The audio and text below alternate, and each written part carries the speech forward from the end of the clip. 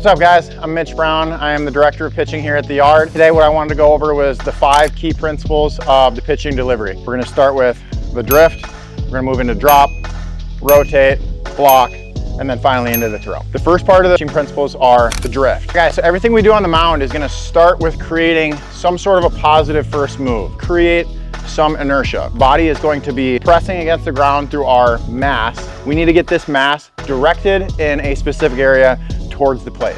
So in order to do that, we're gonna have to shift our center of mass. So if you can think of your center of mass as the foot above and the foot below belly button, we need to get this center of mass towards our target. You can see here I'm standing on both feet. I have 2 main points of contact with the ground. Once I lift this leg, I'm now going to have 1 remaining point of contact. So if my center of mass is between my 2 points of contact, you can see that I'm not moving anywhere. As soon as I remove 1 point of contact, if I want to maintain a balanced position, I have to now shift my center of mass over my remaining point of contact. Now, if I then go into my leg lift without shifting my center of mass all the way back over this remaining point of contact, my mass is going to start projecting towards my target.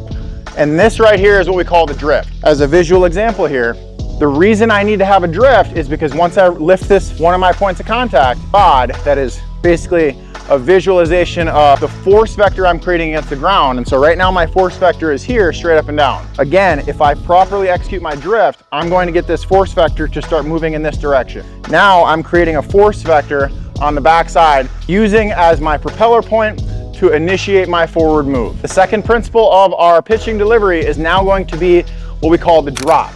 So we've already established that through our drift, we've created a positive force vector that's going to start moving us towards our target. I now want to accelerate my center of mass. The way that I'm going to do that is by dropping my center of mass, my center of mass being essentially right here in the belly button. I lift, my center of mass starts to move forward.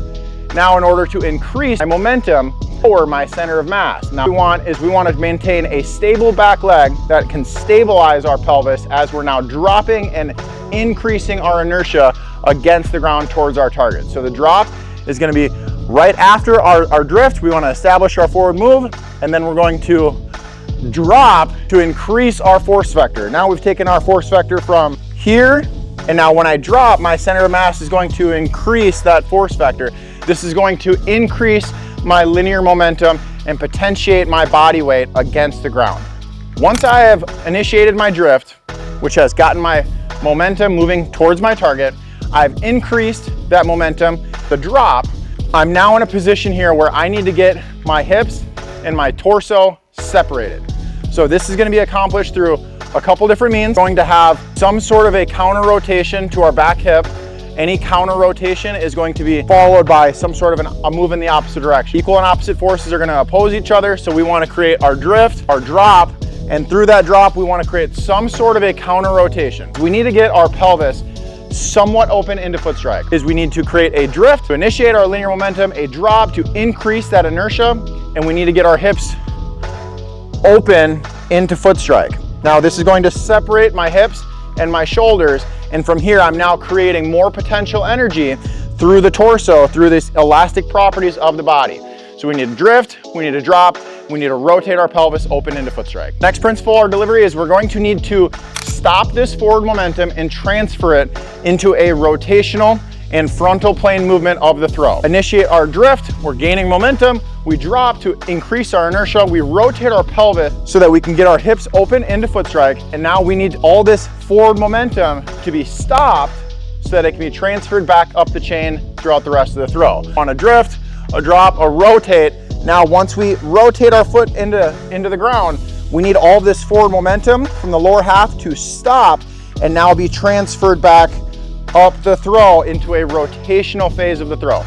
The main thing that we're seeing for a lot of guys that struggle with this is they're not able to capture their linear momentum, and this lead side is going to give or it's not going to brace. The principle of the block is that we need to stop our forward momentum and transfer it back up the chain into the upper body to throw the ball. The last piece, guys, is going to be the throw, and this is basically going to just be comprised of all the things you've done before: the drift, the drop, the rotate, the block. If you've done those things properly, the throw is going to express itself naturally. If we've done these things properly and we haven't gotten out of position, the throw is going to be very self-explanatory. We've drifted our weight forward to initiate momentum, we've dropped to increase our inertia, we've rotated our hips to get open into foot strike, create those elastic properties.